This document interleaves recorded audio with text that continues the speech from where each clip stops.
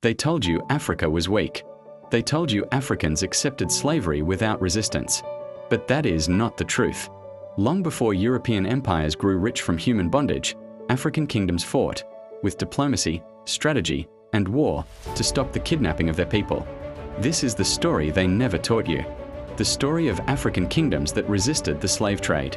Africa was not passive when the transatlantic slave trade expanded in the 15th and 16th centuries. Africa was not a continent of chaos. It was home to organized kingdoms, standing armies, trade networks, and laws. Many African rulers quickly understood what the slave trade truly was: not commerce, but destruction.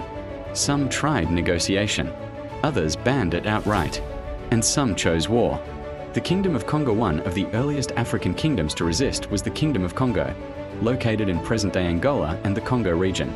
King Afonso I, who ruled in the early 1500s, initially engaged with Portugal diplomatically.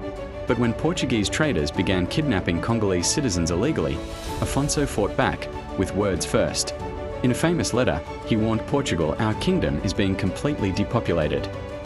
He banned the unauthorized sale of enslaved people and demanded control over all trade. But Portugal ignored him.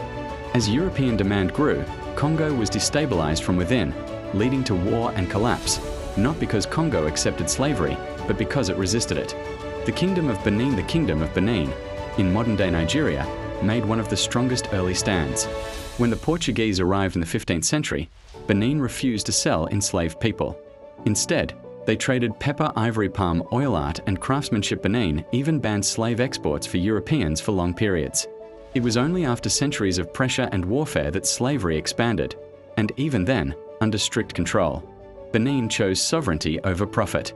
Few names strike fear into colonial history like Queen Zinga. Ruling in Ndongo and Matamba in the 1600s, Nzinga led decades of resistance against Portuguese slave traders. She formed military alliances, used guerrilla warfare, freed enslaved Africans, sheltered runaway captives. Nzinga turned her kingdom into a refuge. She didn't just resist slavery, she fought an empire.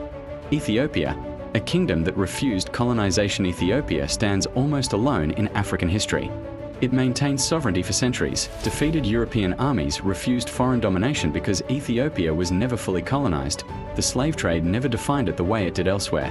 Its survival proves one thing clearly: Africa was not destined to fall. It was forced. So why weren't you taught this? Because resistance doesn't fit the narrative. Because strength challenges the lie of inferiority. Because empire requires silence. African resistance was erased to justify colonialism and excuse exploitation. Africa did not submit quietly. Africa fought. Through kings, queens, warriors, and ordinary people, the continent resisted one of the greatest crimes in human history. And remembering this truth is an act of resistance itself.